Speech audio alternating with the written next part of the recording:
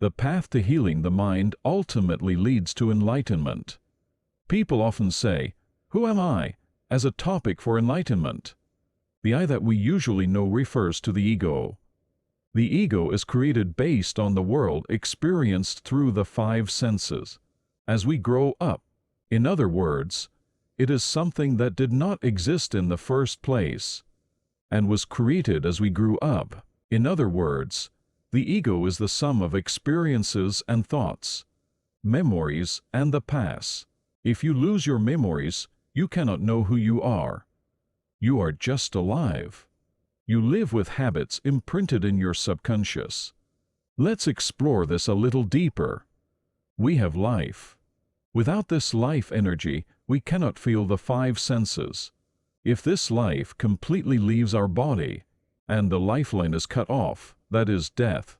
Sometimes, when we see people who die and come back to life, we can indirectly confirm that there is life. When we were children, the ego had not yet been formed. So we lived almost instinctively. We just live as life tells us to. Then, as you grow, consciousness called I-ego gradually develops. Here, I will compare life and I-ego to the relationship between the ocean and waves. For waves to exist, there must be an ocean. Similarly, for I-ego to exist, there must be life. Death is when waves return to the original ocean. It does not disappear. Likewise, I-ego also returns to life when we die.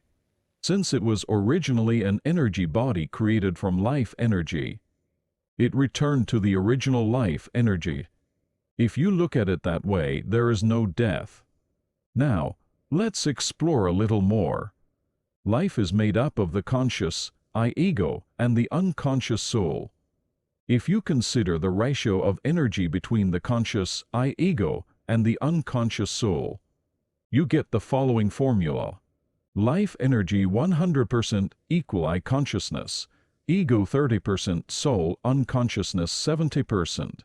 So the conscious I-ego and the unconscious soul are originally one body.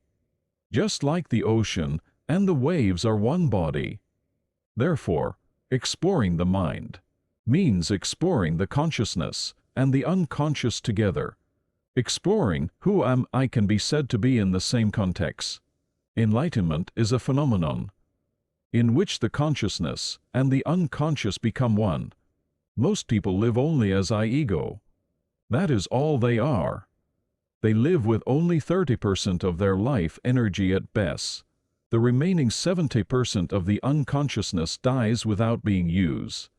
Exploring the mind means fully understanding the function of our consciousness I-ego and breaking free from that obstacle, and also healing the obstacles imprinted in the unconsciousness that we are not even aware of.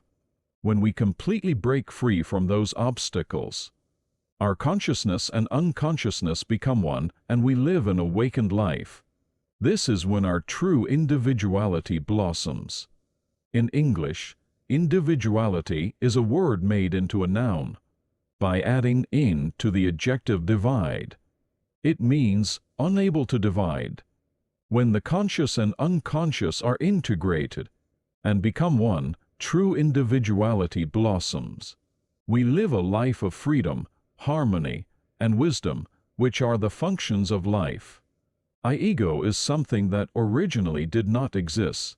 Therefore, it is an illusion without substance. It is a shadow reflected in the mirror of life. All the mental pain we experience is caused by this illusion. For example, if you have a building, that building is reflected in the mirror of your mind and stored as a memory. The building in your mind is not a substance, but an illusion and a shadow. Then one day, this building completely burned down. It was not insured. This person will suffer greatly because of this. However, if he loses his memory, he will not suffer at all. This is proof that mental pain is caused by the illusion of I-ego created through experience. The videos I have uploaded so far are intended to accurately recognize this illusion. In this way, I want to make you realize that the pain of the mind is simply pain caused by an illusion. I can say this with certainty, because I have personally experienced and walked this path. Then, how can we completely heal the mental obstacles that have become habits in our consciousness and subconsciousness? Without our knowledge and return to our original life, freedom, harmony, wisdom, enlightenment?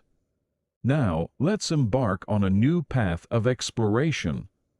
Those who have watched all the videos uploaded so far will find it easier to understand. Those who have not watched them all will find it very helpful to start with the first video.